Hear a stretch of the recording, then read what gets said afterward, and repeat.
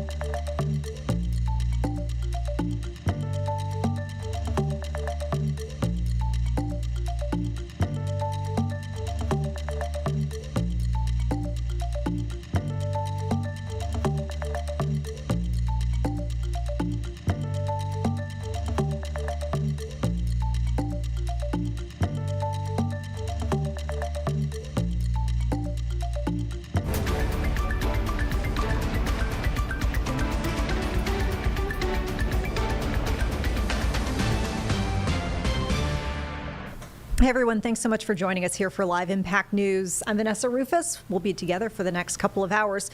Right off the bat, we want to start with some of your headlines here coming to us out of the Charlotte area.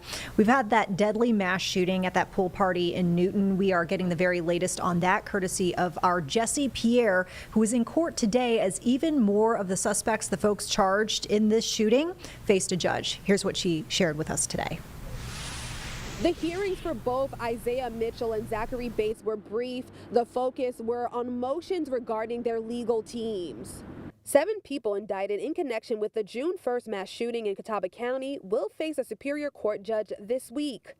Tolan Huff Jr., Isaiah Mitchell, Zachary Bates, Keandre Mack, Garen Killian, and Charles Kincaid III are each facing 1 count of conspiracy to commit first-degree murder and 63 counts of attempted first-degree murder. Investigators say the group organized the attack and fired more than 80 rounds into the crowd at a pool party. 1 person was shot by someone returning fire in defense and died. 11 others were hurt in the ambush. Zoe Braswell is facing 4 counts accessory after the fact to attempted first-degree murder. Monday, Bates and Mitchell appeared in court. Their hearing centered around who will represent them going forward. Bates' attorney accepted another job, so he had to withdraw from the case. Bates will be appointed another attorney. Mitchell's court-appointed defender also stepped aside after Mitchell officially retained private counsel. A pending bond motion will be addressed at his next hearing. Bates and Mitchell will be back in court on September 29th. The other 5 individuals indicted in this case have court cases scheduled tomorrow and Wednesday. We will continue to follow all of this and how it plays out in Superior Court. In Newton, Jesse Pierre, WCNC Charlotte. Jesse's been on that case from the very beginning, giving us all of the updates, especially out of court too. So we'll keep you posted, as Jesse mentioned. One of our other big headlines today was a deputy-involved shooting out of Union County. We're learning that 1 person was shot this was a domestic dispute that happened in Wingate early this morning. Union County Sheriff's Office tells us that it responded to this home on Canary Court. Apparently one of the deputies had to open a fire, according to the Sheriff's Office, and the person who was shot did go to a nearby hospital for treatment. Last we heard, they were medically stable. They are expected to survive. And we're also hearing that all the deputies that responded to this scene are apparently safe and did not sustain any injuries. Now, what's interesting, and we hear this time and time again from authorities when they do have to have these responses to domestic dispute or disturbance, that these are kind of the most volatile type of calls that they can get called to. So we had the Sheriff's Office talking about that, the fact that you kind of don't know what might happen. There are a lot of unknowns when you walk into these type of situations. State Bureau of Investigation is leading the investigation here, just making sure that everything was done according to protocol and a standard procedure, we should mention. We are seeing also that this appears to be an isolated incident, and nobody in this neighborhood nor the general public are considered to be in a threat because of that incident. As we learn more, we'll pass it along. And then we'll turn now to another update we've got for you. This one is regarding a shooting that happened Beatties Ford Road. There has been arrest made in that case. So here's what we know about that situation. The person is unfortunately a young person, and I say unfortunately, we talk about some of these violent cases where unfortunately it is a young person, somebody who's very young that is now on the other side of the law. This was a police chase, happened in North Charlotte. That's how it started, University City. Officers say they tried to stop 3 suspects in a shooting case when a driver took off, and that chase ended on Beatties Ford Road. Apparently the folks jumped out of the car, they ran away, and police were able later to confirm that the vehicle was stolen. They caught 1 young person, as we mentioned, at the scene. There are apparently 2 others that are still out there tonight, so they're still looking for a couple other folks. If you know anything about this, you are urged to call Crime Stoppers, or you can reach out directly to CMPD. So the very latest on those headlines, we'll be updating them as we get more information throughout the evening, and of course coming up on the news at 11 here on WCNC Plus. We've got for you now, meantime, a look out of Los Angeles at city response. Karen Bass, the mayor of LA, apparently directing city departments to take action to protect folks, as there are some pretty hot temperatures that they're seeing. They've had to open up some cooling centers, something that we're familiar here with the Carolinas. We had some pretty rough stretches of heat. Well, apparently the mayor, alongside LA Fire and police, are speaking about how they're protecting folks amidst this heat wave. So let's listen to that earlier briefing. hand, stay hydrated, and do everything you can to stay indoors in an air-conditioned facility, because this is a dangerous heat event. This recurrence rate of this particular magnitude is once every 2 to 4 years or so. We're looking at many temperatures to reach near, maybe even exceed a bit, record values.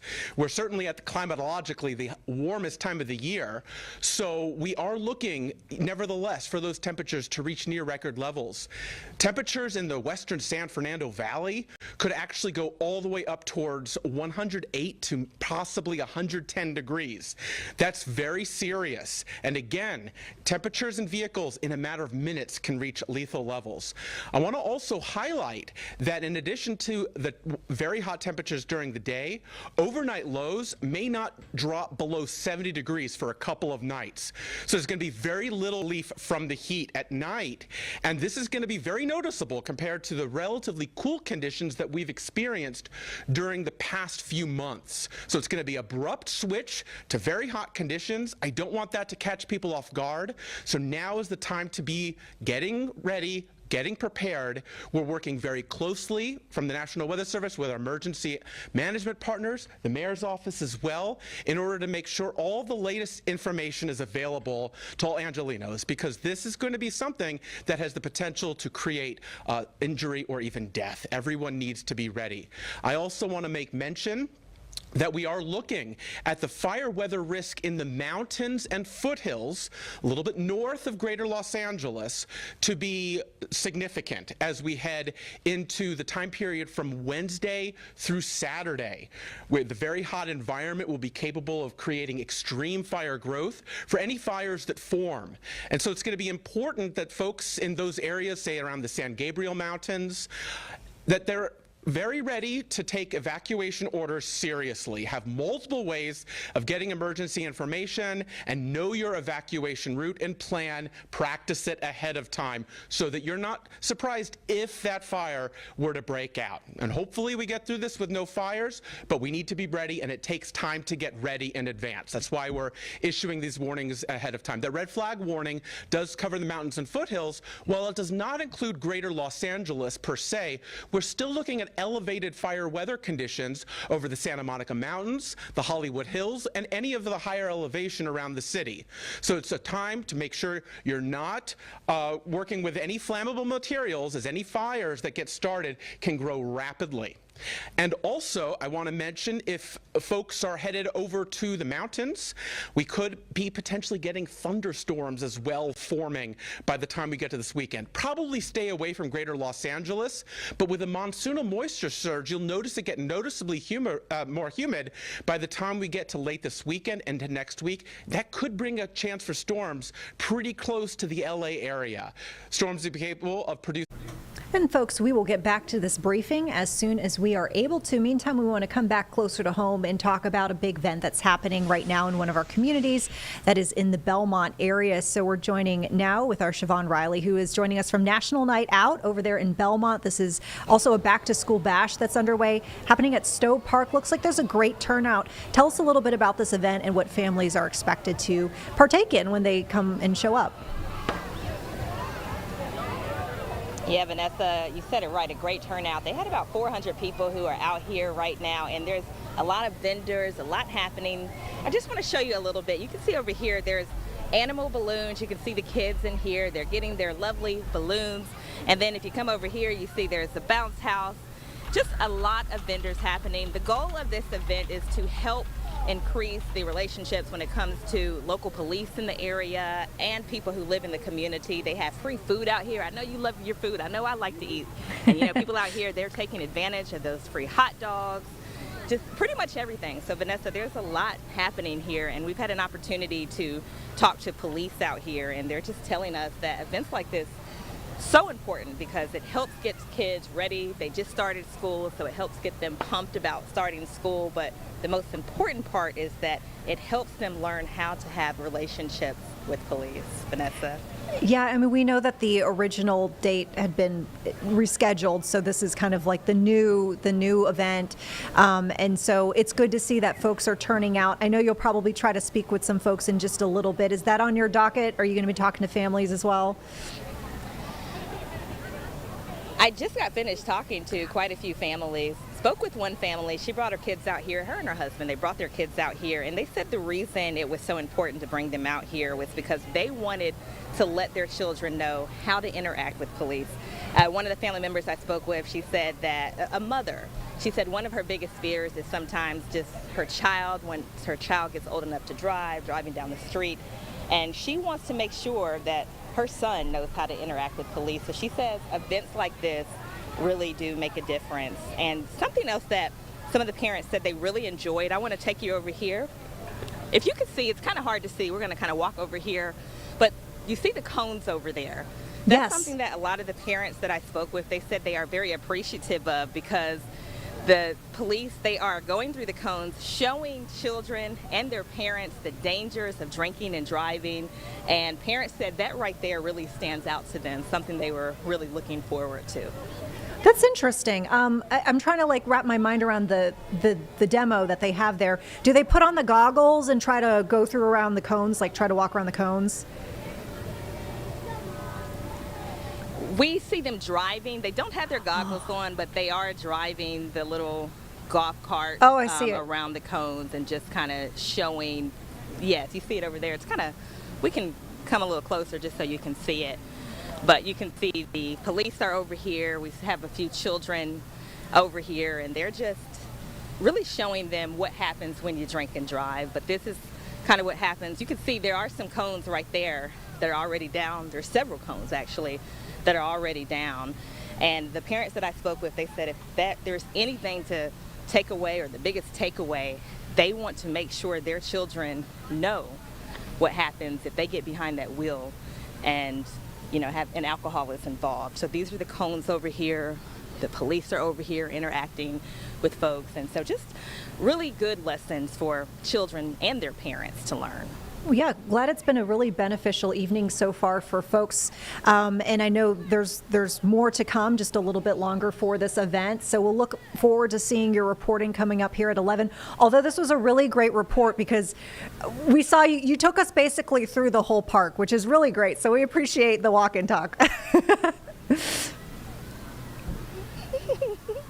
Thank you, Vanessa. All right, Siobhan, thanks so much, and we'll see your reporting at 11 once again here on WCNC+. And with that, folks, we've got another feed that's just coming in here live into the Live Impact News studio, coming to us from Maryland, where the governor there is having essentially a forum, a town hall with folks. This is a hosted event by a bookstore in the area, and the topic, which they've titled here, is called "The Role of States in Preserving and Advancing U.S. Democracy." So just kind of giving you an idea as we jump in the middle of this feed that's in progress right now, what we are seeing there being discussed. So let's listen in right now. So he was a senior at Johns Hopkins, and he applied for a Rhodes Scholarship. And I happened to be on the selection committee choosing Rhodes Scholars for the Mid-Atlantic area. And this guy made it through the first cuts, and then he was invited along with the finalists for an interview. And it's like an inquisition. It's a committee of about 7 or 8 people, and these poor 21-year-old seniors in college have to, go in front of these people who are harassing them with questions. Well, I was prepared to be impressed, because this guy was a double major in international relations and economics. He was an intern in Baltimore Mayor Kurt Schmoke's office. He was a varsity basketball and football player, and you're kind of getting the idea. So I was really prepared to be impressed, but, I forgot to mention, he had transferred after his sophomore year from a community college, Valley Forge Community College, into Johns Hopkins, big proponent of community colleges. I love him. And he ended up at Hopkins graduating Phi Beta Kappa. So I had good reason to know I was going to be impressed. But here's the thing. When he came for the interview, what impressed me most was not the stellar achievements. What impressed me most was obviously the big brain, but the big, gigantic heart. And also, I encountered something I quite honestly had never encountered before at 21 years old in this man.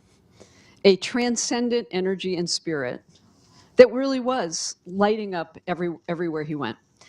And that was my introduction to Wes Moore. And I want to just say that the qualities that I saw in Wes Moore at 21 are the same qualities I see in him as my governor of Maryland. And I should add the same qualities that he has taken throughout his career, that have followed him into the military in Afghanistan, where he served in the Army, in finance, in business, where he also started his own nonprofit in Baltimore to help kids transition from high school to college, running the largest anti-poverty organization in the country, and then, of course, running for and being elected governor of Maryland. And he is now, as you know, or you may not know, but he is the 63rd chief executive of the state of Maryland. He is only, and I really want people to focus on this because this is a very sad fact to me, the third. We have 50 states and we've been around for a couple hundred years. He is only the third black governor in the history of this country. Now, that's just something that has to be improved upon. But in any case, you are a busy man. You are trying to protect your state against all kinds of things, which we'll talk about. And I just want to say we are so grateful and excited to have you here. We're so grateful that you would spend a few hours of what is undoubtedly very precious time to come to Politics and Prose and be here. So thank you, thank you, thank you. I am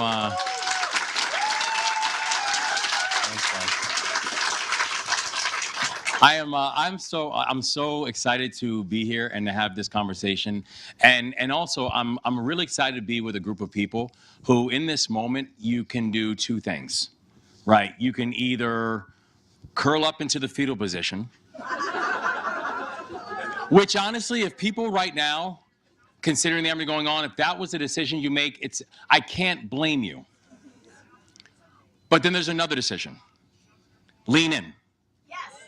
Lean in and fight.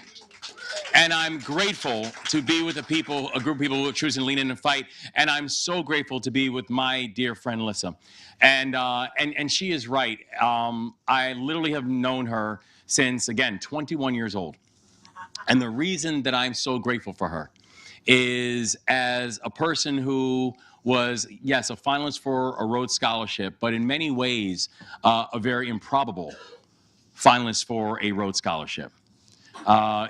Someone who, at that point, at 21 years old, who was just, years away from being removed, from being raised by an amazing mother, but who raised me as a single mother, who was an immigrant to this country and raised me as a single mother because my father died in front of me when I was young. That I was literally, at that point, a decade away from being a kid who had handcuffs on my wrist when I was 11 years old. And who joined the Army when I was 17. And then at that point was, after joining the Army at 17, having handcuffs on my wrist at 11, that just years later, I was sitting in front of a person who saw me and who believed in me and who advocated for me. And I'm very, very clear that the reason that I am here is because there were people who were willing to fight for the hope of me. And one of those people was Lissa Muscantine. And so I'm deeply, deeply grateful for her. Well, that was an easy thing on my part, let me just say, because I was not the only one who felt that way. But in any case, moving on. So I want to talk first about the states and the impact on states. And Maryland is so intertwined with the federal government. And I believe you have the highest percentage of federal workers of any state in the country. Correct. Obviously, we know what's happened to federal workers in the last 6 months, and it's only been 6 months, which is terrifying. And you rely, as governor, and the state relies on incredible amounts of funding for biomedical research, technology research, transportation, education, SNAP, all sorts of things. And I'm just wondering, what are the pressure points for you when you look at this whole cascade of things that are affecting your state, your budget, the people who live in Maryland? There are a lot of pressure points. There are. I don't know if there's a state in this country that the past election in November was more consequential to than the state of Maryland. Since the Trump administration has come on board, Donald Trump has now fired over 13,000 federal workers. That is, and now those who live in the state of Maryland. That's the largest number of any state in this entire country. that since he has come on board, we all have seen how these random tariff policies have risen the prices on everything, from energy to electronics to clothes to food. We have seen how our institutions that he has placed under attack, institutions like the NIH, institutions like Social Security.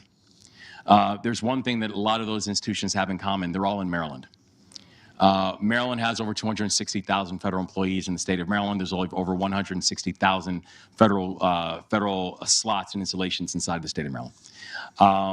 And that was very clear after he was elected, that my job and my priority was to fight for the people of my state, and that I would fight for the people of my state all over my state. And while I will work with anyone, I will bow down to no one. And I was clear.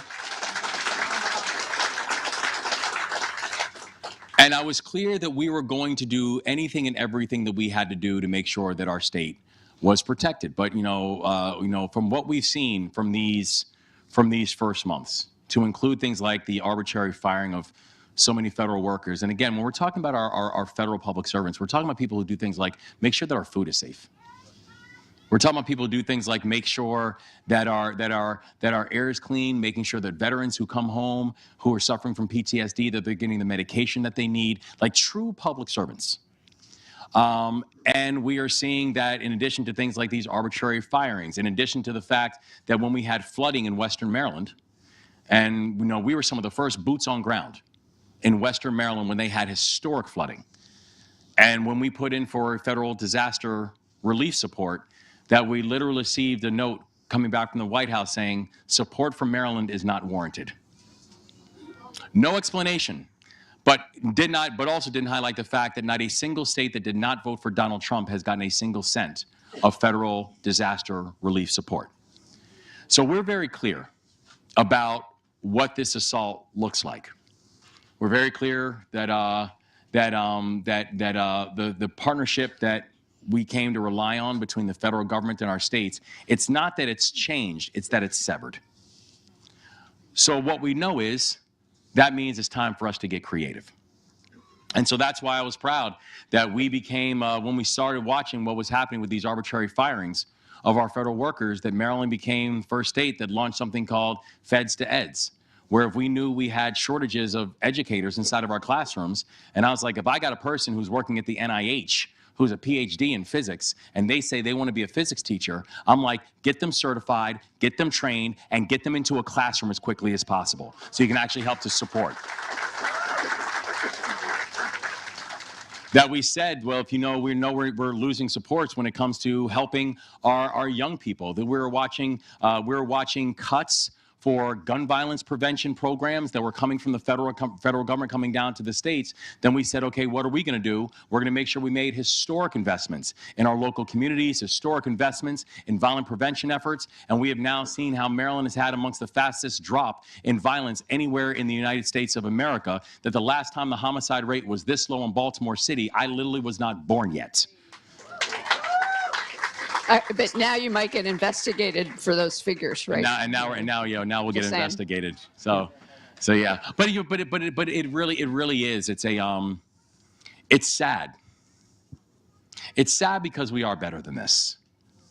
It's sad because the people of our jurisdictions deserve better than this. But the thing that I have promised the people of our state is that you're never going to steal our joy.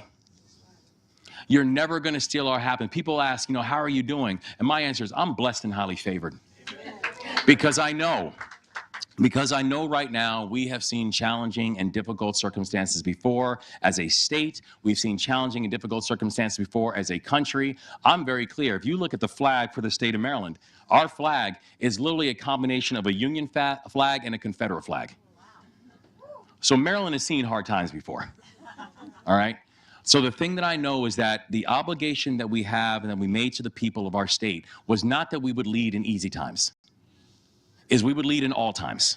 And that's exactly what we plan on providing to the people of the state of Maryland to make sure they're going to be okay no matter the circumstance situation that we find ourselves in. Well, you've had to be very creative. You've had to be very creative with a state budget that took a huge hit, but really that preceded you, but that you inherited.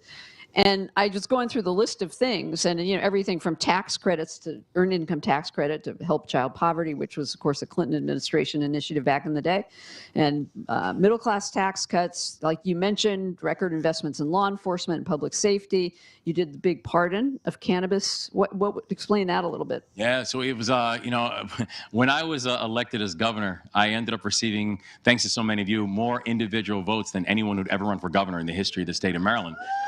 However, one thing beat me on the ballot that year, and that was cannabis. So I'm like, yo, who is cannabis? And how are they so popular?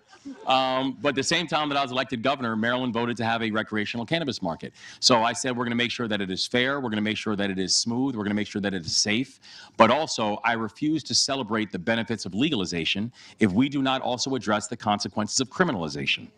That we cannot have a new legal market that is now a billion-dollar market in the state of Maryland, but also have people who cannot get barber's licenses or cannot get a student loan because of a misdemeanor cannabis conviction from the 1990s. And so that's why, I proudly said we have to address it. So I signed the largest mass pardon in the history of the United States of America when, when I ended up pardoning over 175,000 misdemeanor cannabis convictions in the stroke of a pen. So I was proud to use my pardon powers for good. Yeah, definitely. Yeah, exactly. Model of pardoning. I'm just, again, looking at the priority list. It's triage, right? There's nutrition programs. Right. There are education things, transportation, veterans, housing, all these different initiatives. I know you've tried environmental things. You've sort of gone beyond the basics with service year. If you guys don't know about service year, it's amazing, right? Did some of you know about it? High school graduates going into service at the behest of the state. You've done a Men and Boys project, yes, which I think is cool. And then you've had crisis management. And talk about needing the federal government. Would the Key Bridge have been able to be restored in this administration? No. Well, I think about how night and day this has been. One thing I have learned about this job is that when my phone rings in the middle of the night, I'm never about to get good news. Right? No one ever calls me at 3 in the morning and say, "Hey, Gov, great news." And on March 26th, a year and a half ago, I got one of those phone calls where I was awoken and they said that the Key Bridge had collapsed because a ship the size of 3 football fields had slammed into the Key Bridge. And it was at that morning, and as we first, put the state on the state of emergency, and you start learning what happened, I realized that we were hours away from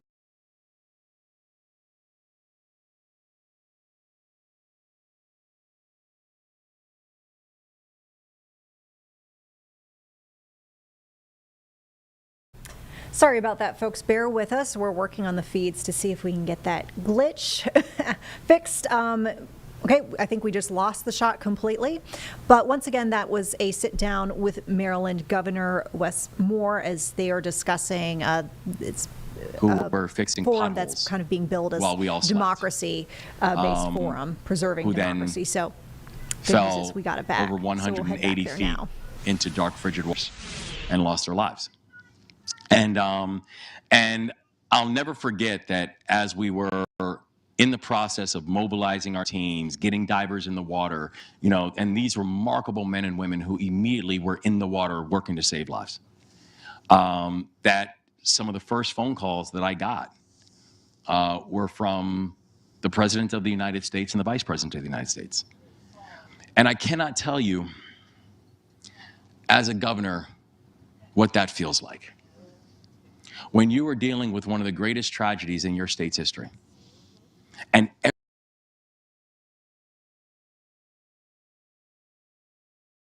everything is moving fast, President saying, "We're going to be with you every step of the way," was powerful, and it was important. And I'm proud of the fact that, Maryland truly put on a case study on how to respond, where we were able to, return the bodies of the 6 individuals to their families to make sure they can get the proper closure that they needed, that we were able to make sure that our workers were taken care of and the small businesses. And when people said it was going to take 11 months to clear that federal channel, that in Maryland, we got it done in 11 weeks. But there's no way that we could have had the kind of response that we had if it were not for the responsiveness that we received from from the president's from President Biden and Vice President Harris. And so this matters. It matters to us as chief executives. It matters to us that we are able to have that real relationship with our federal partners. It matters to us that when we have our states that are dealing with a certain situation, whether it's a crisis or a tragedy, that we don't receive letters saying support for you is not warranted. It matters when you have, and again, it's wonderful being in Washington, D.C. It's not the hellscape that is being advertised by the President of the United States.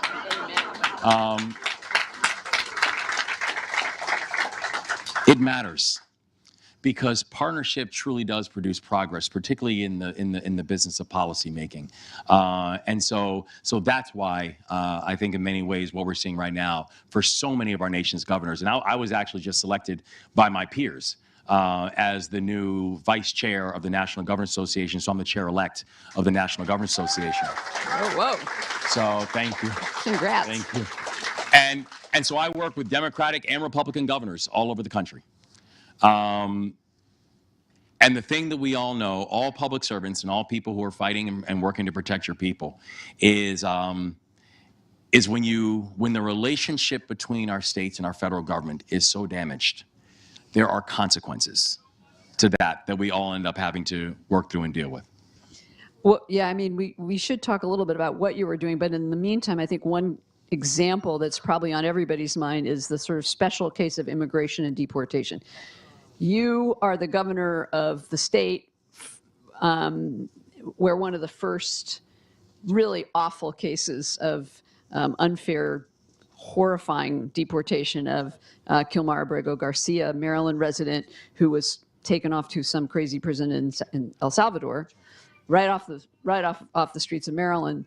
And he sort of became a poster child, but there have been so many, and we're all seeing videos now of people being rounded up and assaulted and with, by the way, I just want to say, when I think of the deep state, what I think of is people with masks on in camouflage, carrying rifles, rounding up people and assaulting them for no reason and then taking them to places where their families can't find them. That to me is the deep state. Anyway, I had to say that aside. Right. But there have been some interesting developments. Mayor Wu of Boston, I don't know if you saw this. Did you see what she did yesterday? What she did yesterday? Well, she got a letter from Pam Bondi demanding that Boston do all these things immediately, and they had to respond to the letter, and and they had to agree to this and agree to that. And Mayor Wu, who I don't know if many of you follow her, but you should. She's a really amazing young mayor.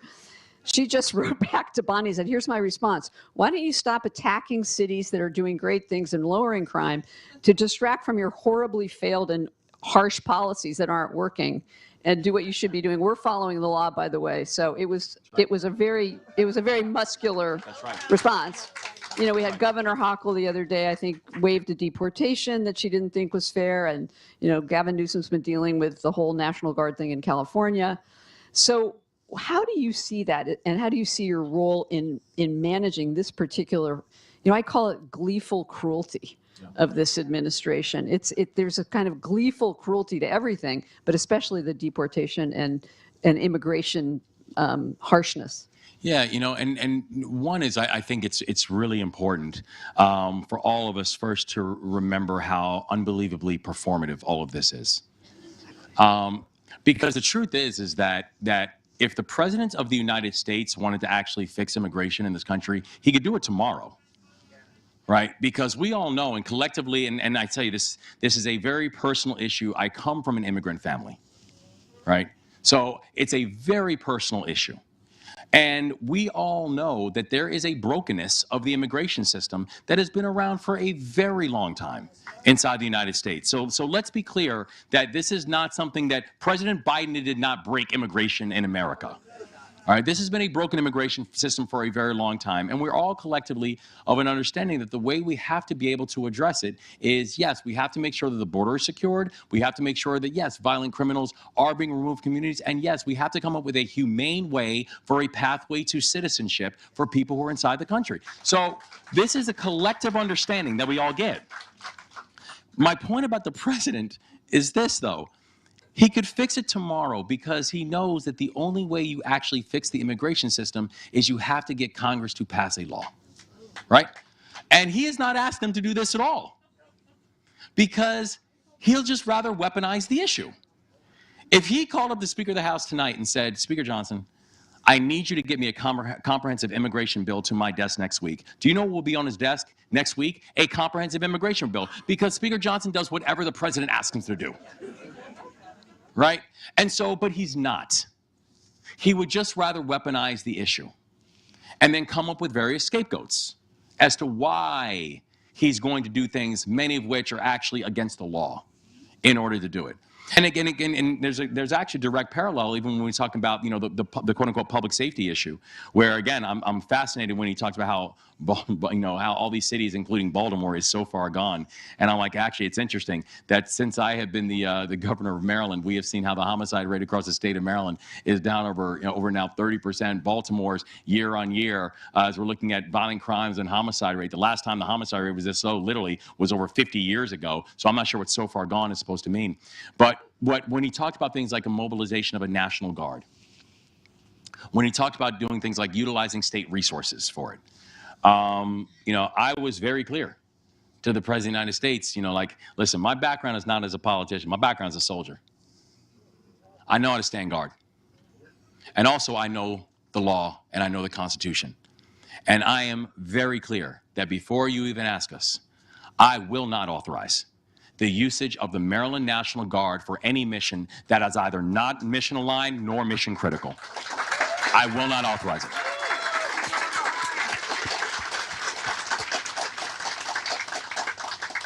Because he's not trying to solve a problem. This is performative. This is him trying to express power, and this is him trying to distract about the fact that we are talking about economic policies that have made everything more expensive on everybody. Economic policies that have basically said that we're going to cut health care from people so we can give millionaires and billionaires tax cuts. Economic policies that is putting the pain and putting the stretch on every single person inside this country. So, so the immigration challenge that we have as a country, it is a real one. And we have to be able to fix our immigration system inside of the United States. But we also have to say that we can fix an immigration system, but also making sure we're still respecting the Constitution and knowing that we have to abide by certain laws. And the way we are going to go about doing this is actually by coming up with a concrete way that achieves the three objectives we laid out, but not by doing performative stunts that is actually not intended to actually solve the problem in the first place. Well, you know, you might suggest that the National Guard that's being sent to D.C. from Louisiana and Alabama, I believe their rates of crime are much higher than Washington's just saying. So if you want to send the National Guard anywhere, maybe just keep them there. And honestly, and it's something that we're not trained for. And I said this to the president, you know, and listen, the only uniform the president has ever worn is a Brooks Brothers suit. So I said, so as someone who's actually worn the uniform of this country, let me explain to you how this works. How this works is this, is that we are trained to fight and win our nation's wars. That's how we were trained, right?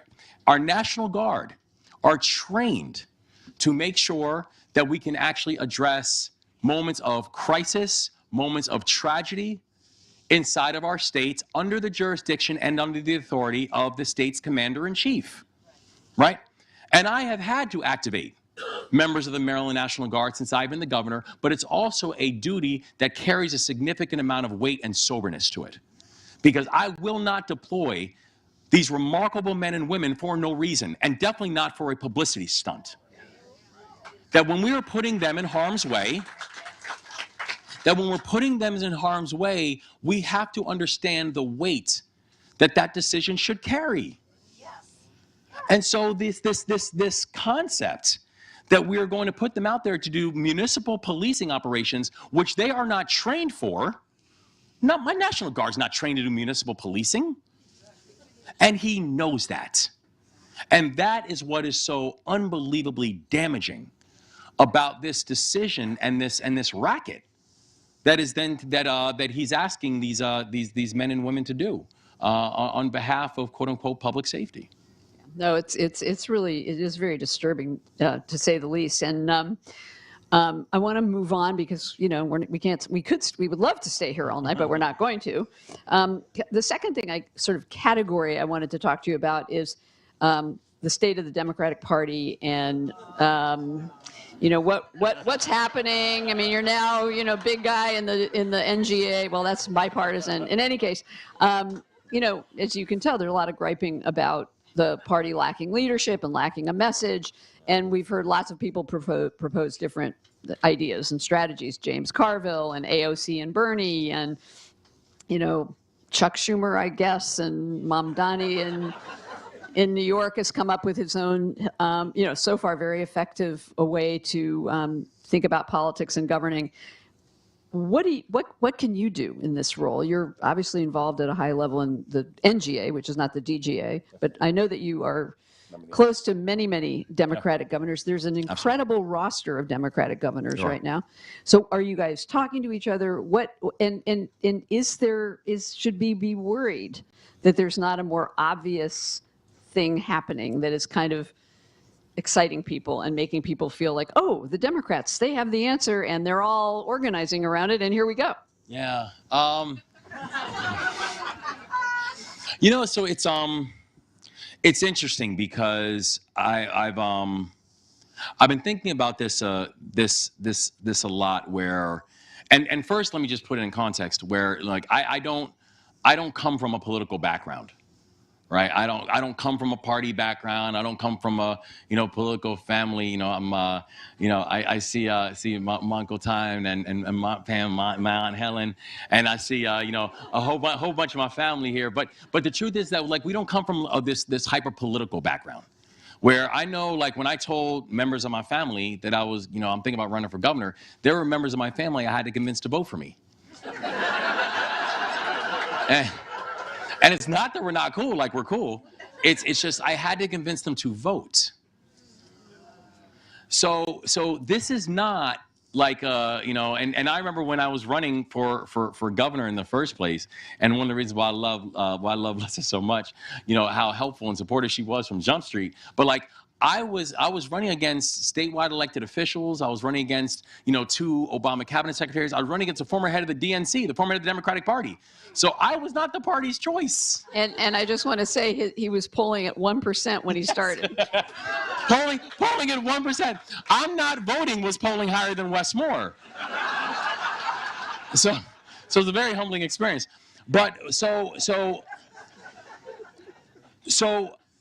I say that only to say that I wasn't the party's choice.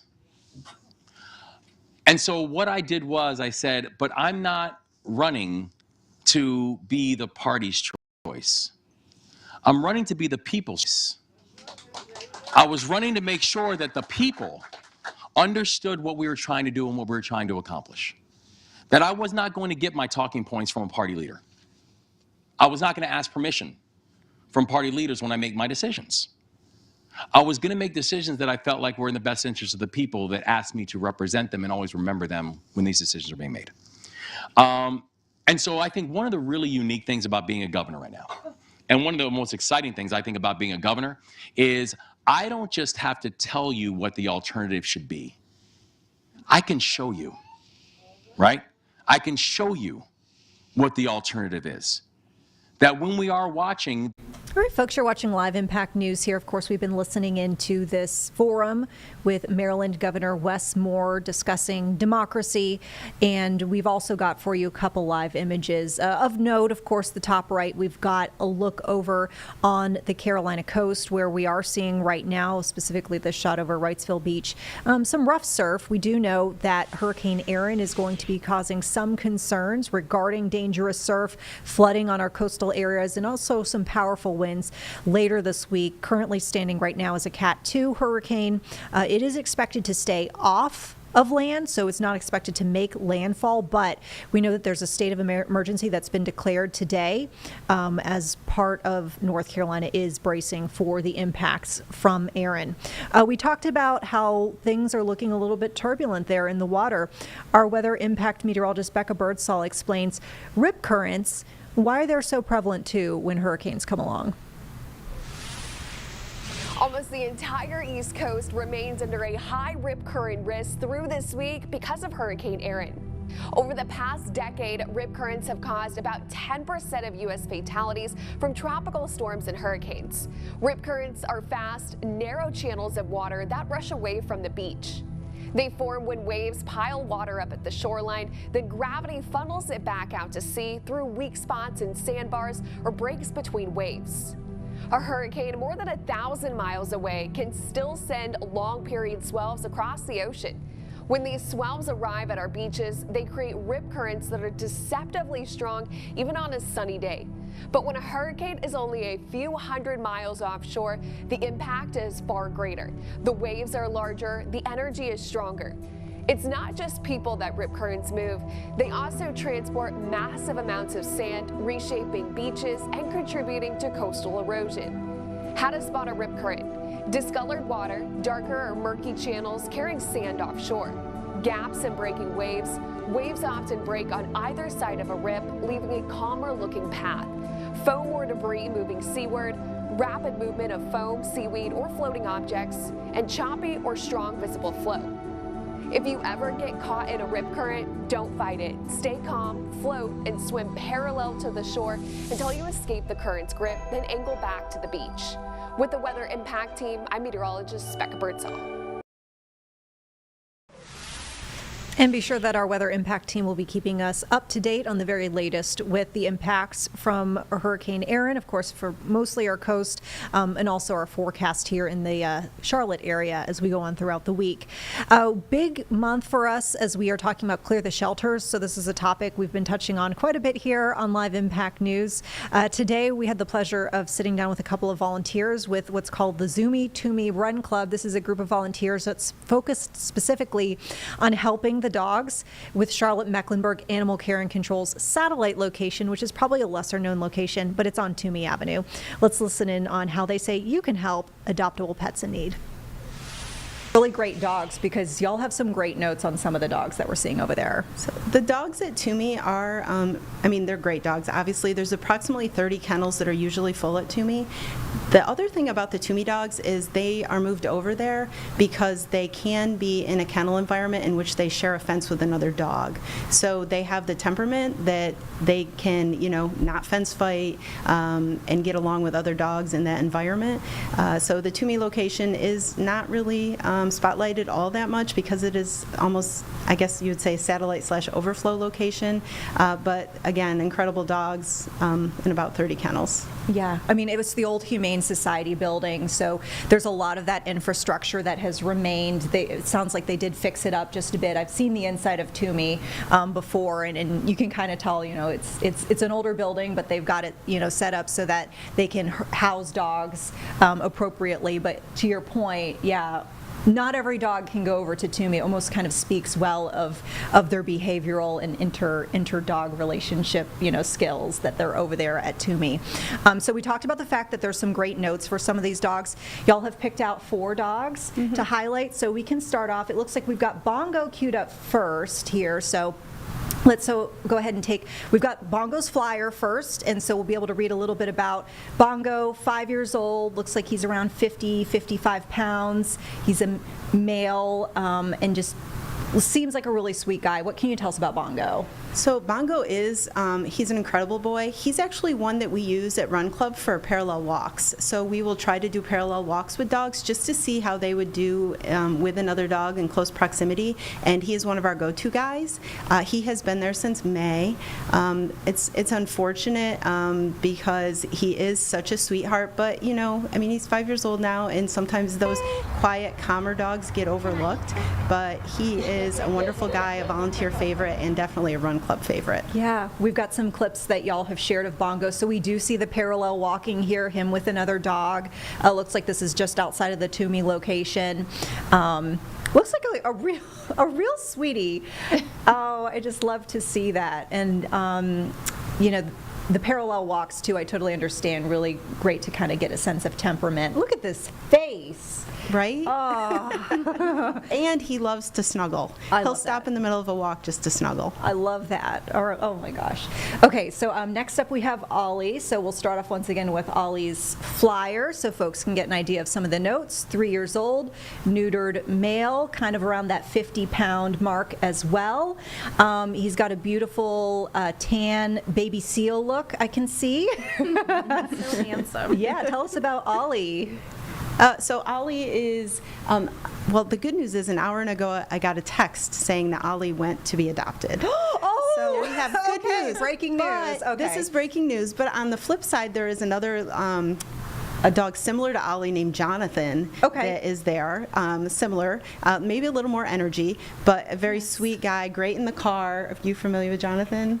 Yes, one of my friends ran him at Run Club, and she said that he could have kept on going, but it was great on leash, very treat motivated. Very sweet. Okay, so we'll reiterate once again. Unfortunately, the ship has sailed for Ollie, who is just an absolute dreamboat. But Jonathan, seemingly some similar notes and maybe a similar, does he have a similar look too as Ollie? He does. Okay. He's the tan and white. He's a little bit smaller, but again, he's had great notes on vacations, good notes with kids, and positive with other dogs. Yeah. So it's very similar to Ollie. If you were interested in Ollie, please consider Jonathan. He's also at Toomey.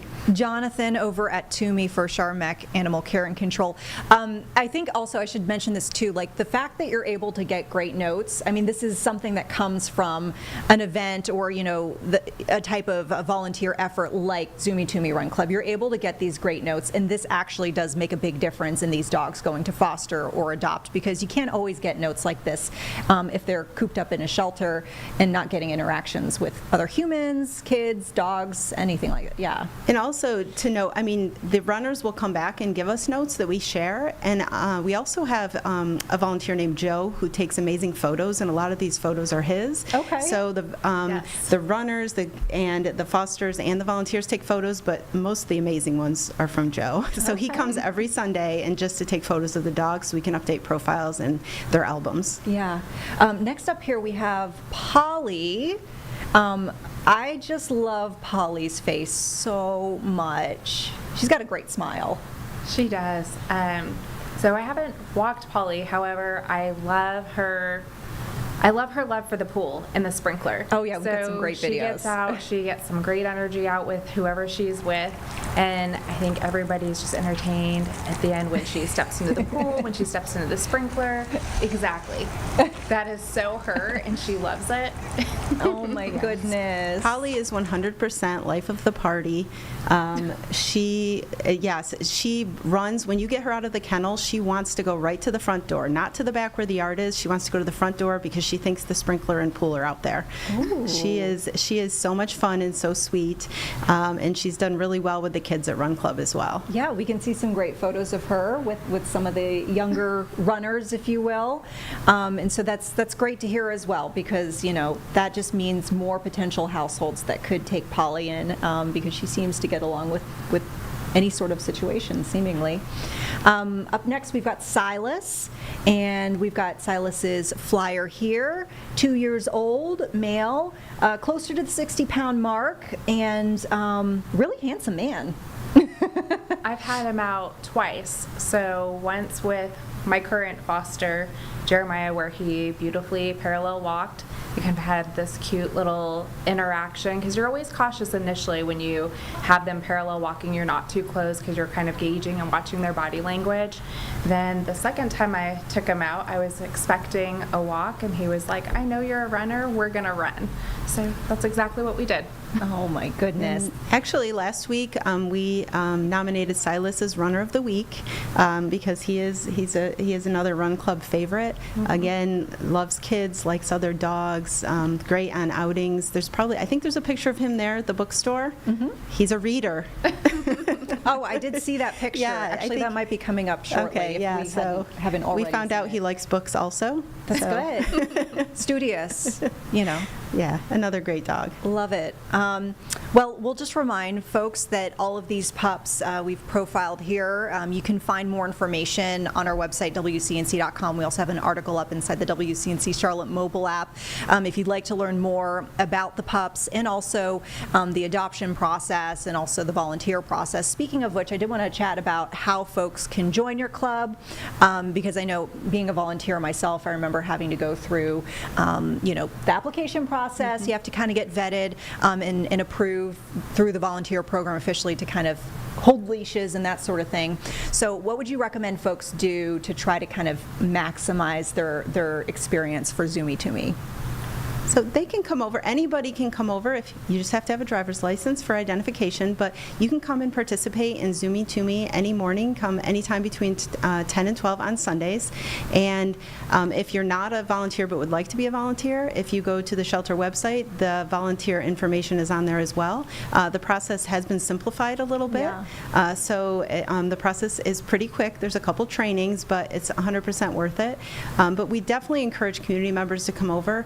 And besides coming on Sunday, any community member at any time can go with their identification and take out a dog for a day, and they would appreciate it. So if you're not available on Sundays to come to Run Club, you can go over to Toomey between 9 and 5. They just like to have the dogs back by 4 so they can give them dinner, but you can take a dog out for the day. You can take them to the park across the street. It's walking distance to the rail trail at South End, so you can just walk them up there.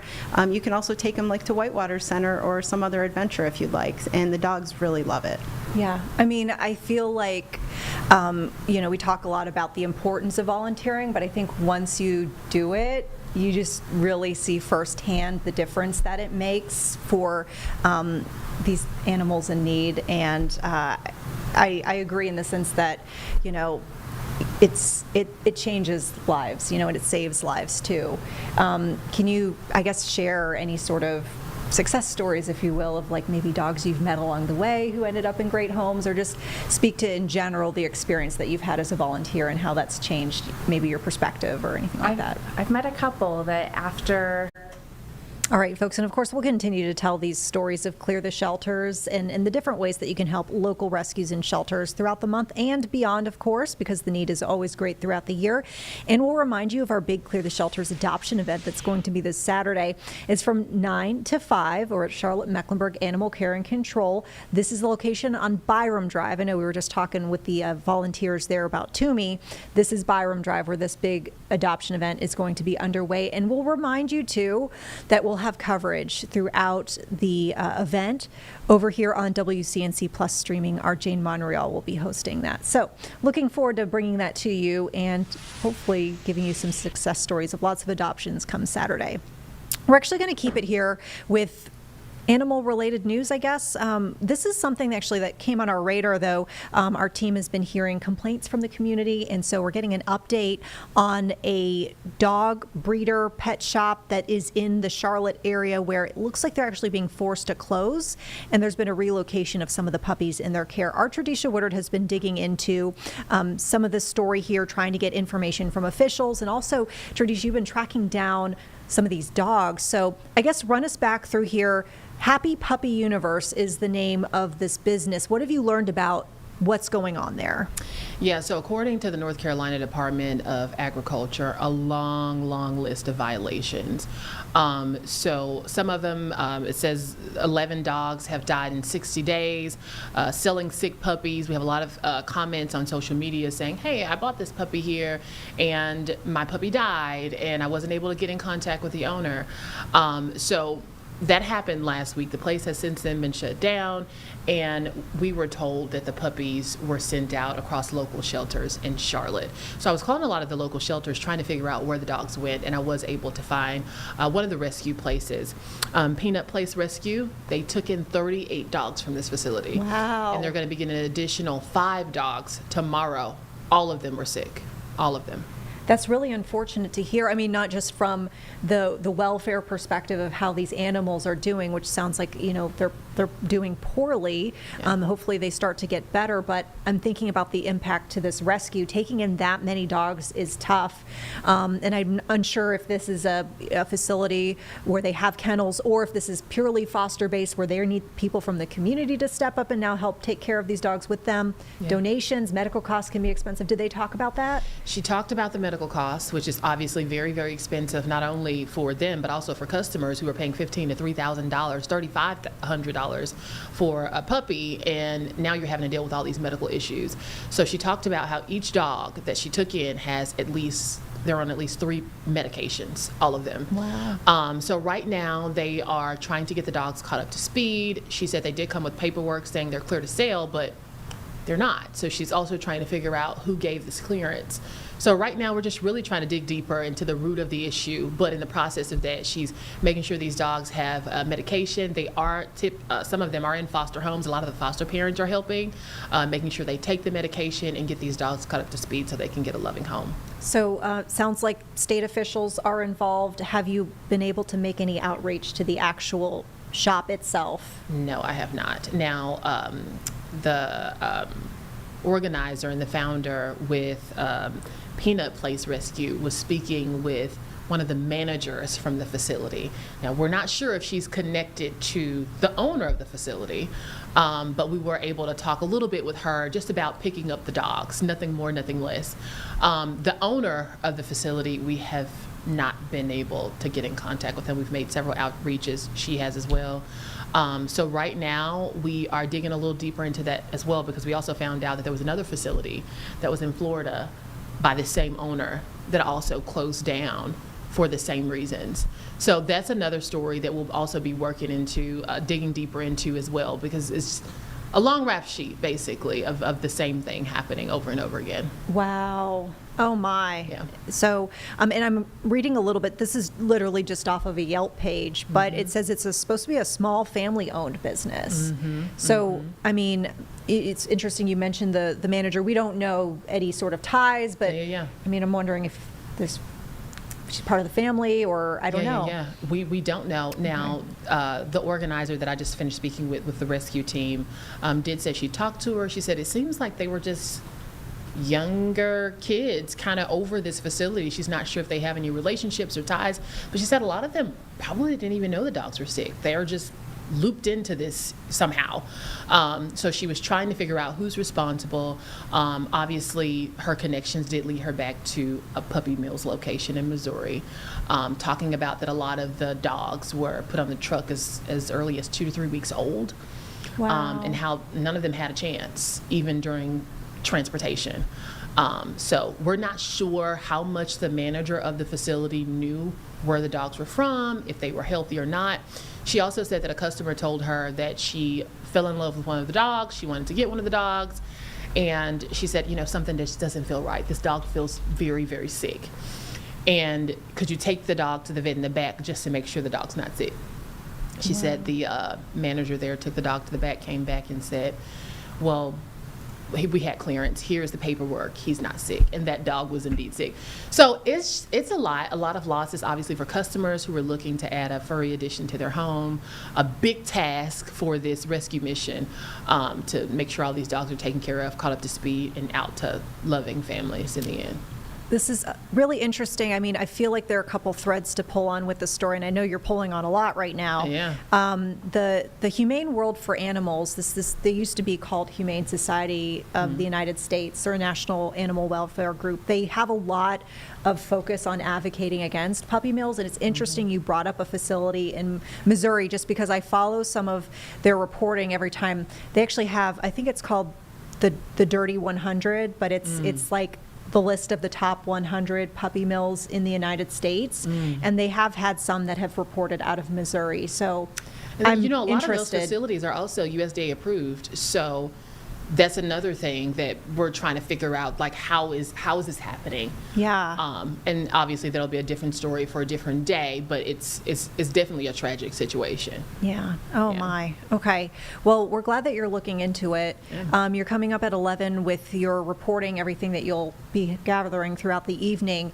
Who are we hearing from? So one of the main people in this package is from the rescue mission. Her finding out about the dogs, her picking the dogs up because there was a need for her, and unaware that she was picking up 38 sick dogs on top of an additional 5 more. So getting them treatment. Now, one of the beautiful parts of this story is she did talk about how the community came out once she made a Facebook post, all hands on deck, helping watch the puppies, take care of the puppies, a lot of foster families coming in, stepping in, getting the medicine, just taking an extra load off of her hands. But the breakdown of the story is just going to talk about how she found out about the dogs and the way they're working right now to get them caught up to speed and get them into loving families. Still no word from the owner, from no one. So yeah, I'll keep reaching out. We'll see what we can get.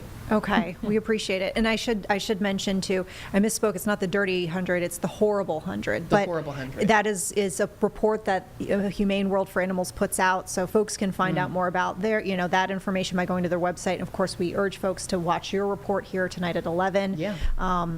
Yeah, I'm glad that we have got groups that are helping though, because that's a tough situation. Yeah. All right. Thank you, Tradisha. We'll see you later. Folks, here we've got another live feed coming in right now. We've got a rally that has been planned in the LA area regarding a Reseda student who has been detained by ICE.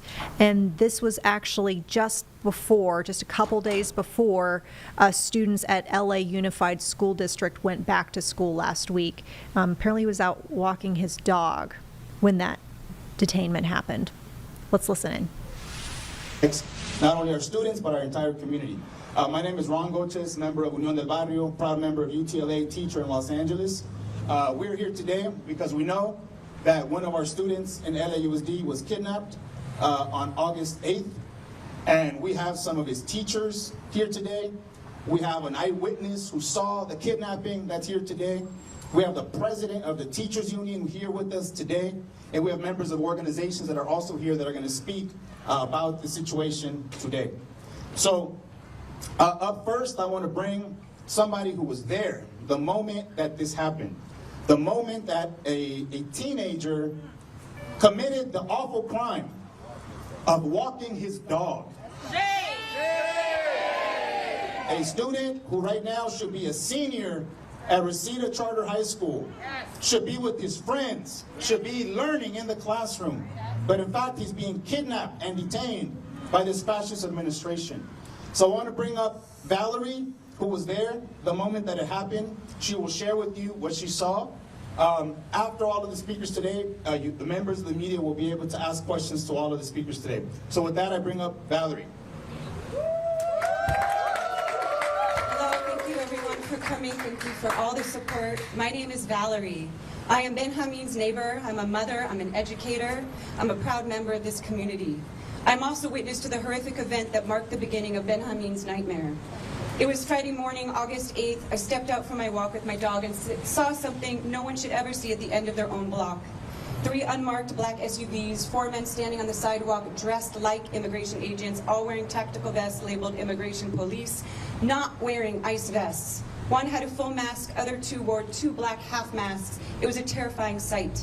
Benjamin was already in one of the vehicles when I approached. I walked past the masked men. I noticed a small black dog on a leash barking, clearly distressed. I asked the masked man holding the leash, whose dog is this? He did not answer. I took a few steps further and I turned back. To my shock, the masked man unclipped the dog's collar and let it run into the street. Shame. Shame. I yelled, "Why did you do that? Whose dog is this?" I grabbed the leash from the fence as the masked man got into an SUV, which I believe Benjamin was in, and they drove off. I ran toward the remaining men sitting in their SUVs wearing street clothes with no identification and demanded answers. Who was in that SUV? What is their name? Where do they live? Whose dog is this? They lied. They told me false information, vaguely pointed to an apartment building, and refused to give me a number, unit number, or address. Then they left. The poor dog was still running terrified through the alley, almost hit by a car. I knew I had to act. I went home, called a neighbor to help with the dog, created a note with my contact information and taped it to the apartment building, hoping someone would call. A few hours later, Benjamin's mom called me, and that's when it all became clear. Why did I speak up? Because how could I not? How can any of us turn a blind eye to cruel, unjust treatment happening right in front of us? Where is the compassion? Where is the humanity? Benjamin is just 18 years old. He turned 18 only weeks before being taken. A rising senior getting ready to start his final year of high school. A big brother, a son, a young man with dreams. And masked men kidnapped him in broad daylight right off our street corner. Shame. Later they let his dog, he was walking loose in the middle of the street like it didn't matter. But Benjamin does matter. His life matters, his rights matter. As a community, we stepped up, we helped connect the family to legal support. And now Benjamin has a representation from the Immigration Defenders Law Center. We started a GoFundMe to support him and his family as they fight this. I spoke with Benjamin during his time at the LA Detention Center, where he was transferred multiple times. The conditions were inhumane. He wasn't allowed to shower or change his clothes for an entire week. He couldn't brush his teeth for an entire week. The place was overcrowded, unsanitary. He had little access to food or water.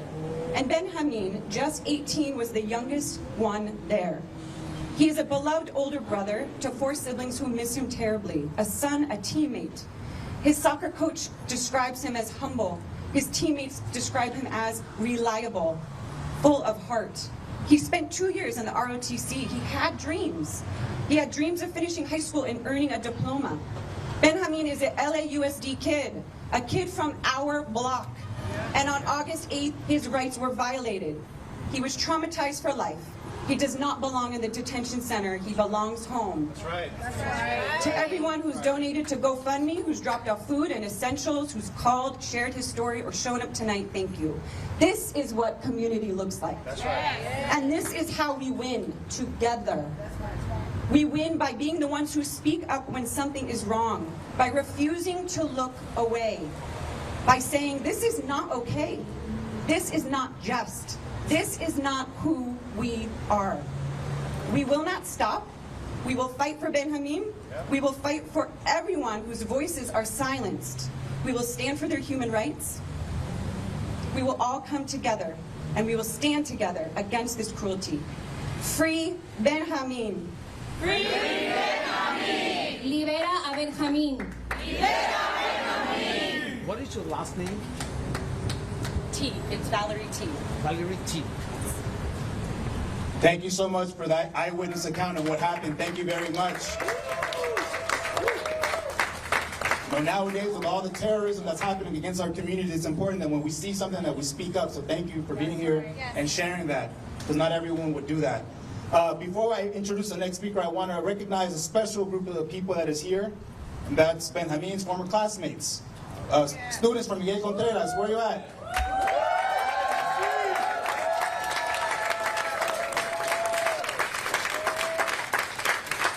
They could be at home playing video games, they can be anywhere right now, but they're here fighting for their classmate. And I think that's really powerful, and I wanted to recognize them for that.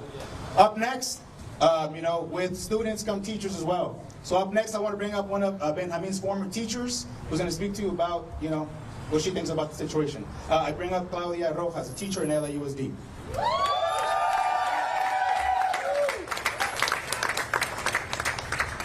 Friends, colleagues, familias, and comunidad, my name is Claudia Rojas. I supported Benjamin when he first arrived to the United States, right up the street at Miguel Contreras. I am also a proud daughter of Mexican immigrants and an educator in LAUSD for over 20 years. I stand here with you today. We're gathered here not just as educators, not just as a union members, but as defenders of justice. Yeah. Yeah. One of our own, Benjamin, Benji, our student, a child who once sat in our classroom, who dreamed his dreams under our watch, has been stolen from us by ICE, kidnapped, ripped away from his family, his school, and his future. This is not just his fight, this is our fight. That's right. Because when one student is taken, every student feels the fear. That's right. When one family is torn apart, every family in our community feels that wound. That's right. And when we stay silent, we give permission for the next child to disappear. And we won't. We speak up. Speak up. We must be loud. We must be unyielding. We must remind this nation that schools are sanctuaries, not hunting grounds. That's right. That our students are scholars, leaders, dreamers, not detainees and not criminals. Right. To my fellow educators, we cannot teach freedom if our students live in fear. To my union colleagues, our strength lies in our solidarity. Let us wield it fiercely. To our district officials, neutrality is not an option. Silence is complicity. That's right. And to our immigrant familias, you are not alone. No están solos. We will stand with you shoulder to shoulder, corazón a corazón. We demand the immediate release of Benjamin. We demand an end to raids that terrorize our classrooms and our homes. And we demand that our elected officials, local, state, national, answer to us, their people, not to an agency built on fear. Let us leave this gathering ready to act, ready to march, ready to call, ready to strike if we must. That's right. Because justice is not requested, it is demanded. That's right. Benji's voice may be silenced by a cell right now, but ours will not be. Together, juntos, we will be his echo. Together, juntos, we will bring Benji home. That's right!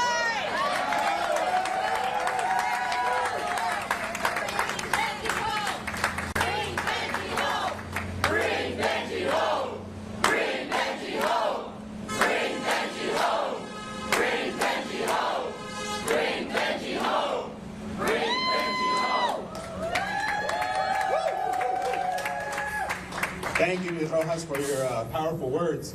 Up next, I think what we're about to hear shows the true nature of an educator. An educator is a person isn't just in the classroom, but cares deeply about the students at all times. And the next speaker went this Sunday, drove an hour and a half, or I don't know how far it is, 2 hours, sorry, to Adelanto. Adelanto, if you don't know, is what we call a concentration camp. It's where they keep our people kidnapped, detained. They're kidnapped. And Benjamin, unfortunately, is one of those people right now.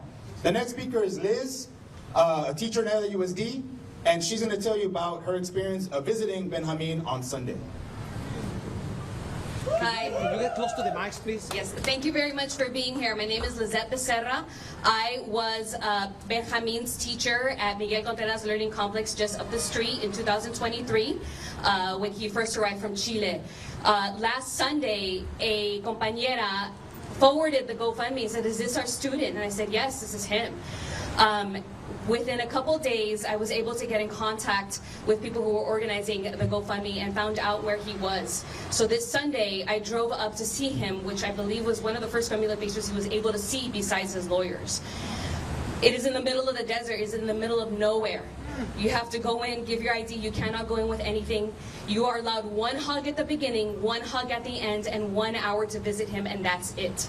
You're in a room with other detainees and other people, other friends and family there. Benjamin related to me the following story.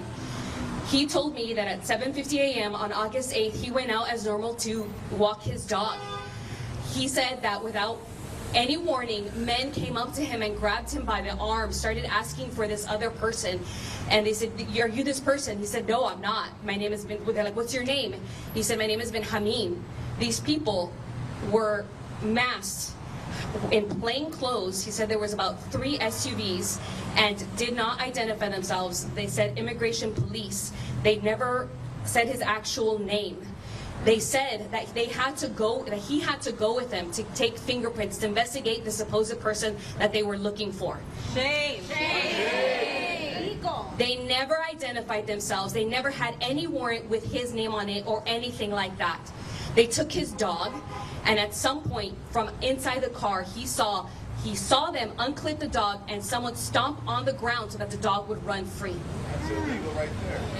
At that point, they took him to a nearby parking lot of the U.S. Postal Service on Magnolia and Kester, and they waited for there about 10-15 minutes.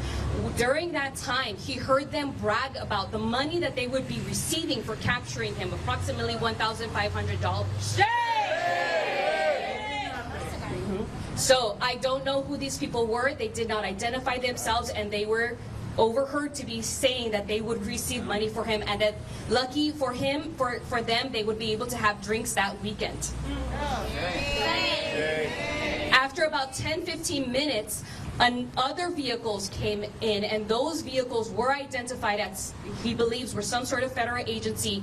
They did have uniforms. They took a while because they did some paperwork, and then he was transferred from those unmarked vehicles to that marked vehicle. So my question is, who were these people that took him? They did not identify themselves. They did not have a warrant. They were not looking for him. And then they sold him out to what I presume is ICE. Human trafficking. At that point, he was taken here to Metropolitan. He was transferred a few times. He told me that he was in a cell, tiny, with 25 people or more. The only place that he had to sleep was next to the toilet. He had to wake up every time that someone went to the bathroom so that he wouldn't be urinated on. After a week, during that week, he couldn't shower, he couldn't brush his teeth. He was in his pajamas, in slippers and shorts. You imagine how cold it is in there. After a week, he arrived in Adelanto around Friday. Finally, Saturday morning, he was able to shower. They weighed him when he was first taken, and now when he went to Adelanto, he dropped 20 pounds. He's anxious, he's afraid, he's losing weight. Whatever food he is getting, he can't even keep it down right now.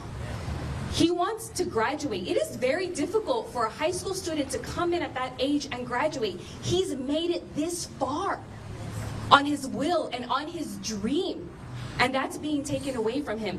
He is in detention. He should be in a classroom with us. That's right. He does not need to be in detention. Our students need to be safe. All our students deserve the right. They have the right to free and fair education regardless of their immigration status. So you tell me, someone who comes up to you on the street, unannounced, masked, do not identify themselves without any warrant and take you and sell you? What do you call that? So yes, I am concerned that these were bounty hunters and that they sold him so that they could drink their drinks on the weekend. They sold my child. He should not be there. When I was leaving, there's a little foyer, right, between when we can leave. He held it together until that very end. And I could see him, and I was peeking through. And as I was leaving, he was patting his eyes, and he held it together till the very end when he started crying. That was the first hug he had received in a week. I don't know what he's been through. I know the care that I've given him, and I know that for me, as a teacher, I have the moral and legal obligation to protect my students. And if that means going 2 hours to the desert to denounce the capture of my student, then I will. That's right. He does not deserve to be there. He deserves to be free. Thank you very much.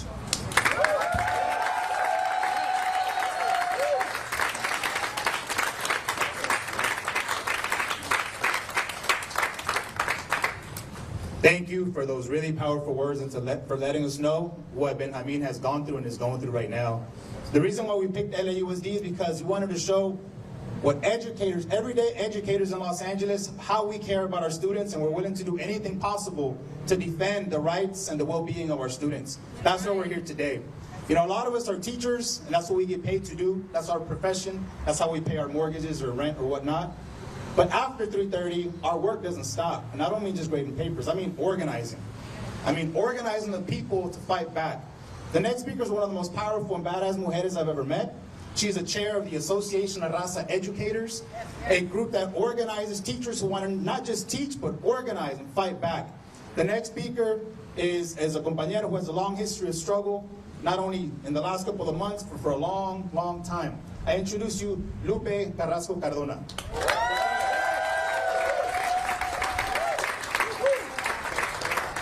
So yes, I too am an educator here in this district and a proud United Teachers Los Angeles member. I am also a member of Unión del Barrio. I am chair of a commission on issues having to do with women.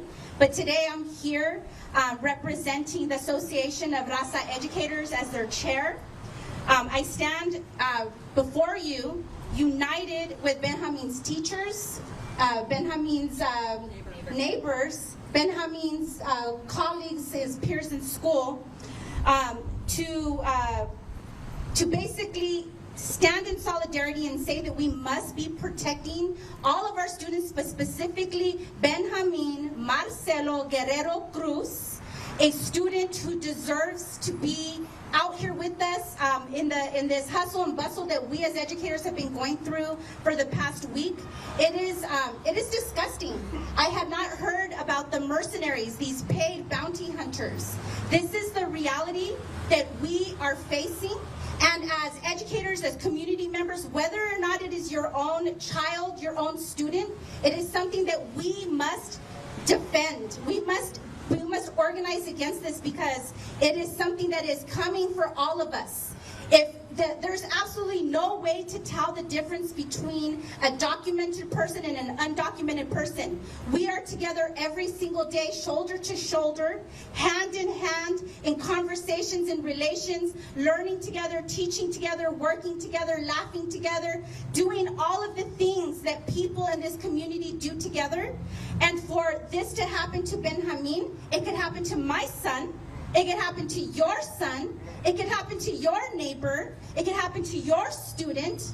And the thing is even if you are not in danger of this happening, it affects all of us. It is honestly quite disgusting to think that anybody else's child is held in more regard than Benjamin. Everybody deserves the decency, the human decency, to have the right to walk your dog, to go to school, to make decisions, to make choices, to live in humanity by virtue of birth. And we are here as the Association of Raza Educators to say that we stand solidly on the side that is the right side of history. That's right. We stand solidly behind Benjamin. We stand solidly behind every educator that is going to need to defend their students, as these awesome educators right here have done for Benjamin. And we want to see this going further because that is the only way that we are going to survive this. That's right. The only way that we're going to come on the other end of this is if we all stay together and say, no, you will not disgrace humanity. You will not disgrace the Constitution. You will not disgrace everything that is right and moral in doing this. And so with that, I'm going to say thank you to everyone for being here. The Association of Raza Educators and all of our membership in the entire state of California and throughout the country stand behind Benjamin and will do whatever it takes to bring attention to Benjamin, to stand in solidarity and fight for Benjamin, to ensure that he is free, and also to ensure that this doesn't happen to anyone else. For all the educators out here, the time is over for us to just go to work and do a fabulous job in our classrooms. The time is also for us to go to work early and patrol our communities. The time for us to continue to be on the lookout and patrol and defend our communities after work. Because if we don't, they will all be Benjamin, and that is not acceptable. So with that, I want to say, Benjamin Marcelo Guerrero Cruz, free now. We need him free now. Okay? Benjamin, now. We need him home now. Thank you. Yes.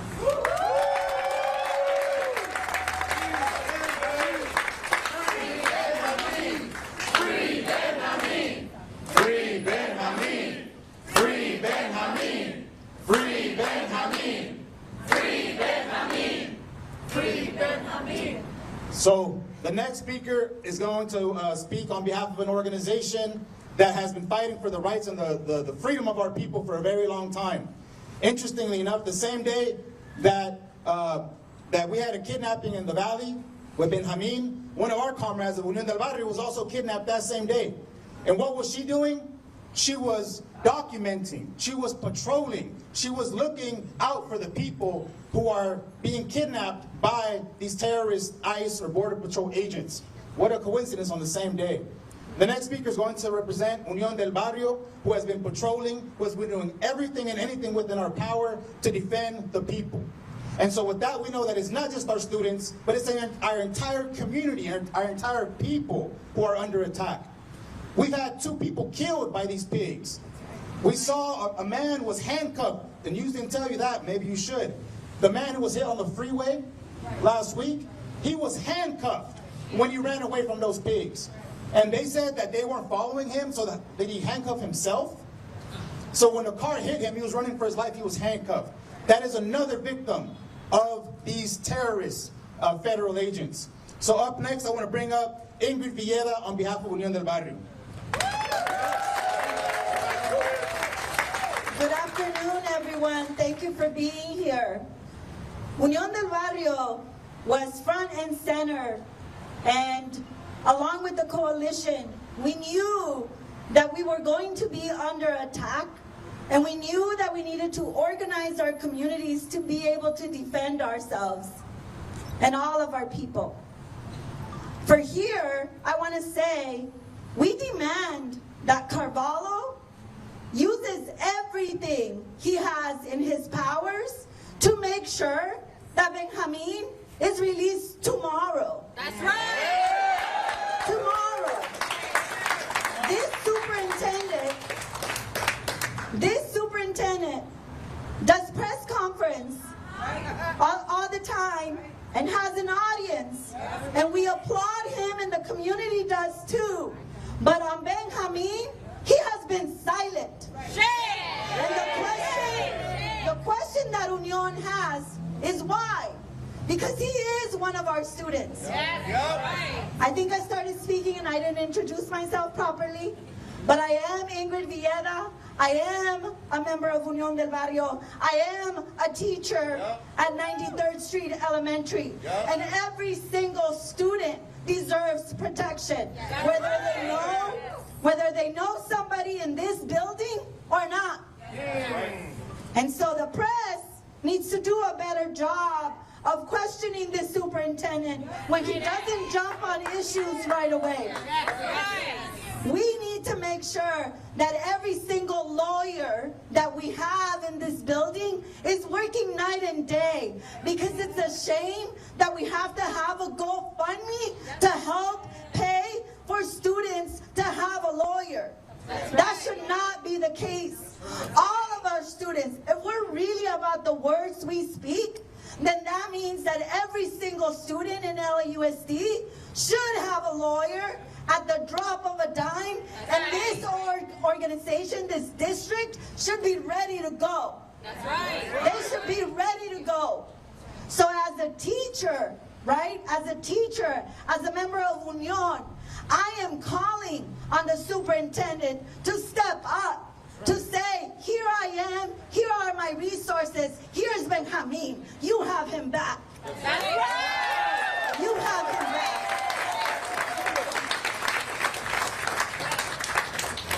So, para la prensa queremos decir de Unión del Barrio, mi nombre es Ingrid Villeda, soy maestra de la Escuela 93 y estoy aquí también para explicar lo que nosotros estamos pidiendo del distrito escolar.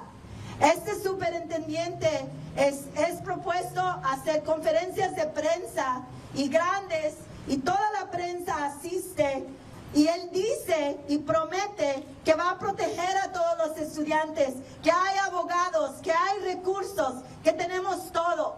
Entonces, ¿dónde está Benjamin? ¿Por qué la familia de Benjamín está recaudando fondos para defender a Benjamín si el distrito tiene esos recursos? ¡Vergüenza! ¡Vergüenza! Si el distrito está haciendo esa promesa pública en la prensa con el público de Los Ángeles, entonces le toca comprometerse y sacar a Benjamín de adelanto. Nosotros le pedimos que Benjamín esté afuera mañana, que ponga a todos sus abogados a trabajar, que se mueva rápido y que lo saquen para que ese niño, porque Benjamín es un niño de 18 años que se merece estar en la escuela, que se merece estar estudiando y que debería de estar con sus amigos en el plantel escolar y no en una prisión. Le pedimos a este distrito que se movilice, que se mueva rapidísimo, que ayude a los maestros, que ayude a la familia y que saque a Benjamín. Gracias.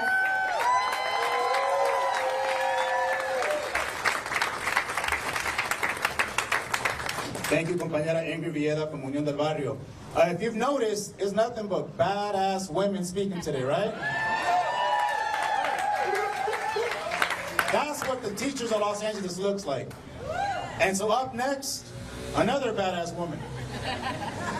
The president of the United Teachers of Los Angeles, Cecily Meyer Cruz.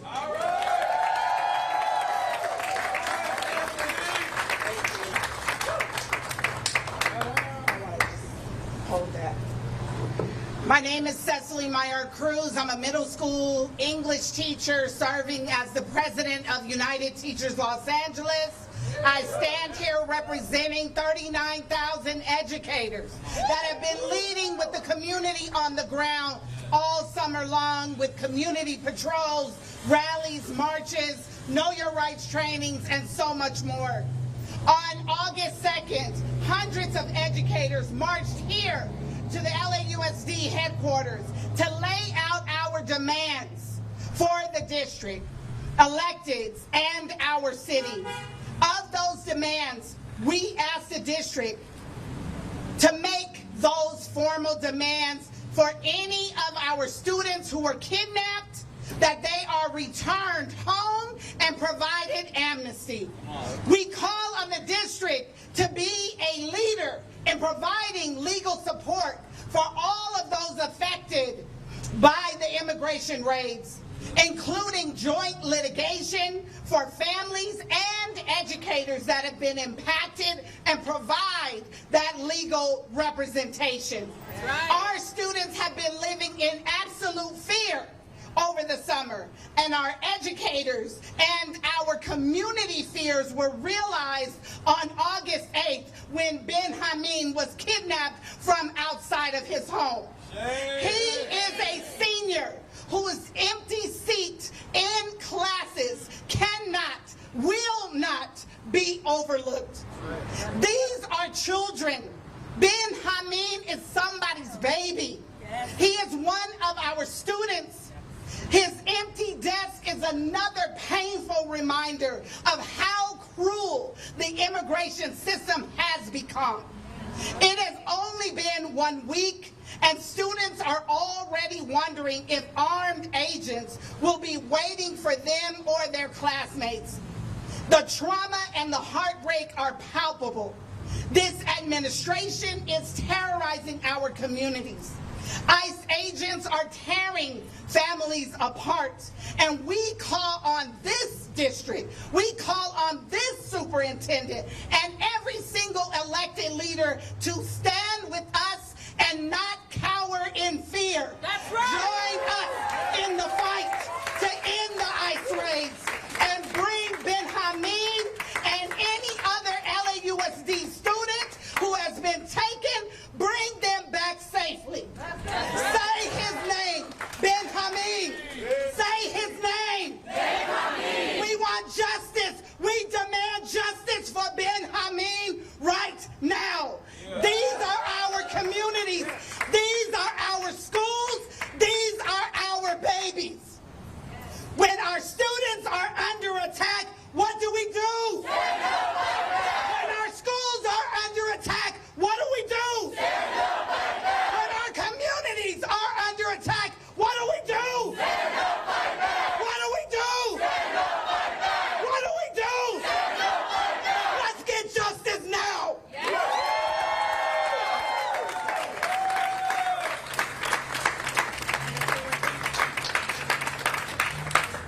I'd like to remind everybody also, there was another student at Miguel Contreras that has been deported.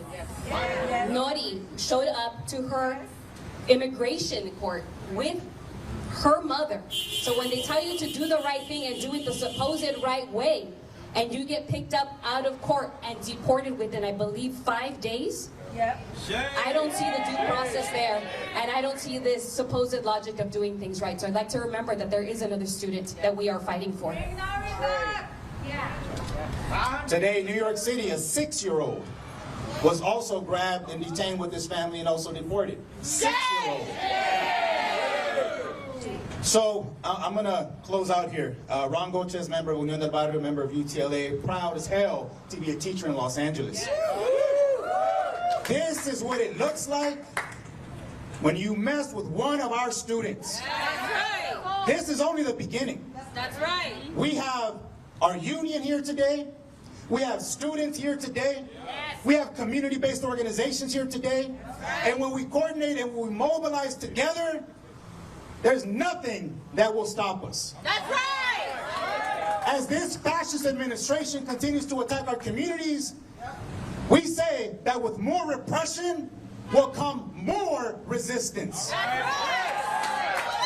As a history teacher who teaches ethnic studies, I don't just talk about the movement, I don't just teach about the movement, we're making movement right now.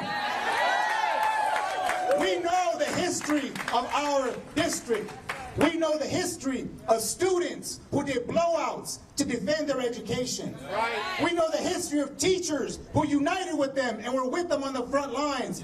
Even if they got fired, if they got suspended, they didn't care, they did the right thing. And 50 plus years ago, this district reprimanded them, fired them, and then 50 years later, celebrated them. Y'all remember those t-shirts they made? Celebrating the blowouts? Sal Castro. We have a legacy of teachers in struggle. So today, we promise you, if you continue to mess with our students, we will fight back. That's right. If you do not liberate Benjamin, we will fight back. If you continue these raids in our communities, we will fight back. We will do whatever it takes. We will do whatever it takes. We want to do things nice and peacefully, but everything that they do is not peaceful. That's right. Everything that they do is terrorism. That's right. They are kidnapping our people again. 500 years ago, 400 years ago, they called it slavery and slave catchers. Yes. You know, in the 1930s, they called it the Mexican repatriations, when they deported more than 1 million U.S.-born citizens. That's right. What makes us think they're not going to try to continue to do that again? They are. Our people have fought back since 1492, and what the hell makes them think we're going to stop today? That's right. We're going to continue to fight. So whatever space we're in, whether you are a teacher, whether you are a construction worker, whether you work at a fast food restaurant, our duty is to organize and to fight to defend the rights of our people. That's right. We will not ask for permission, and we will not do it on your terms. We will do it on our terms. Because this land, we haven't forgotten, this is our land. This is our land. We are indigenous people.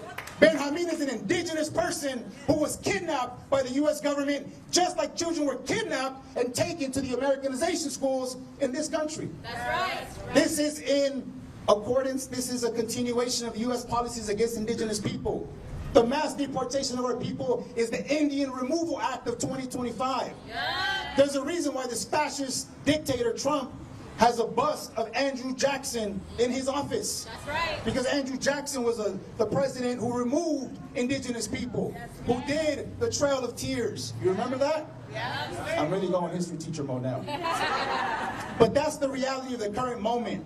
These are not immigrants. These are indigenous people that are being kidnapped and captured by terrorists Tell the truth. to make money for a system that is against us all day, every day. That's right. So when they tell us there's not money for more teachers and we have 40 kids per classroom, but they have money to pay for these ICE terrorists every day, they gave them how many more billions of dollars now? October 1st, put that on your calendar, October 1st.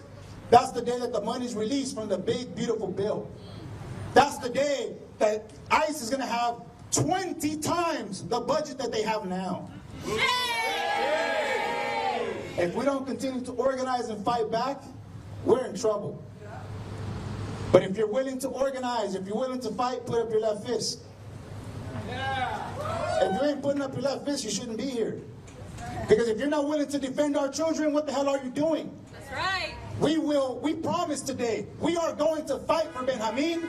We're going to fight for all of our students inside the classroom and outside the classroom. That's right. The people united will never be defeated. The people united will never be defeated. El pueblo unido jamás será vencido. El pueblo unido jamás será vencido. ¿Que a quién queremos? A Benjamín libre. ¿Cuándo lo queremos? Ahora. ¿Qué queremos? A Benjamín libre. ¿Cuándo lo queremos? Ahora. ¿Qué queremos? A Benjamín libre. ¿Cuándo lo queremos? Ahora. Thank you all for coming. If you have questions for the speakers, this is your opportunity. Thank you all for being here. This is what Los Angeles looks like when they mess with their students. A la maestra que fue a verlo en español, ¿nos podría decir cómo se encuentra? Acércate al micrófono. That rally there wrapping up in Los Angeles. As we've shared before, this is regarding a student who was actually taken into ICE custody a few days before school was set to start last week in the Los Angeles Unified School District. Apparently, this 18-year-old who was supposed to be entering his senior year of high school at Reseda Charter High School was taken into custody by ICE while he was out walking his dog. And you heard a lot of impassioned speakers there, primarily folks who are teachers and folks who are with the school district there, calling not only for this young man who is Benjamin Marcelo Guerrero Cruz to be released, but also it sounded like they were calling on officials, higher ups within the school district and other officials there in the city to join them in pushing for this young man's release. There is a GoFundMe page, we're also told, where they are trying to raise money for that fight. It sounds like he does have legal representation at this point. With that, we're going to turn to another national headline at this point that's become very much a national discussion, even though this is originating out of Texas, but is that redistricting battle. And as we speak right now, we are seeing folks who are demonstrating outside the Texas Capitol, where we know that House Democrats have actually returned back to the state, and the state House, primarily led by Republicans, plan to move forward with redistricting. Looks like we've got some interviews that are underway, so let's go ahead and listen in and we'll talk more later. And you're here all the way from, you live in Fort Worth? I live in Dallas, Fort Worth area. Why did you make the, represented by Collier? Yes. Why'd you make this drive today? She's always supported the community. She's always supported us. And so as a leader, as an elected official, we voted her in. She got in here. And so it's well worth it. When I look at her, I can see me in the mirror, you know, because she's a black woman, I'm a black woman. And it was once said that a black woman has been the most disrespected woman in the nation here in America. And we struggle so much. And we talk about Dr. Martin Luther King Jr., he died never ever seeing civil rights. He fought for so much during the civil rights movements for us to have the equal right to vote. And this is what you see. They close it down. They have her in prison. It's more like locked up in the council. It's like some type of political game that's going on. And we cannot stand to see this. And I'm kind of disappointed. We need more people here. Hopefully they'll come tomorrow. I'm simply trying to make sense of why she is still locked in. Hey, folks, we're hearing some strong language from some of the protesters in the background. We just want to remind you here on Live Impact News, this is a live, raw, unedited feed. So we aren't always sure what's going to happen, but we're just going to continue on and just say viewer discretion advised. Blaming on so many people, but together we can do something about it. And guess what? We are making a difference. When you see this crowd, many protests, you see large crowds, but the right people is here, and we're making a statement. And what we're saying is, we want her out, and we want to see this redistricting what is going. We want to see more people come out because we're saying enough is enough. Well said. Thank you so much. Appreciate you. How are you?